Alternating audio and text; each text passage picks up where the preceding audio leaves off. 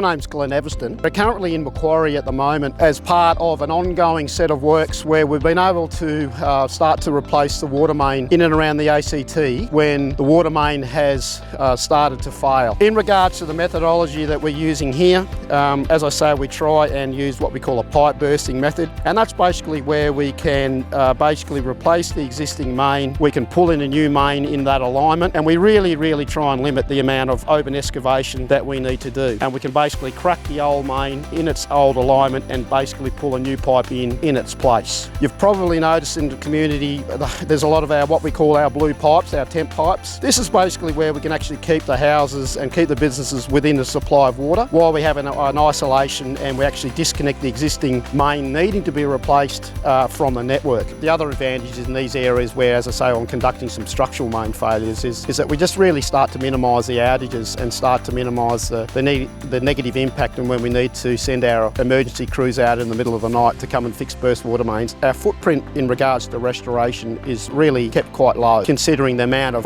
pipe that we actually do replace. How have your experiences been dealing with the boys in regards with the crew that's on site at the moment? They're friendly and helpful. Oh yeah, very good. Yeah.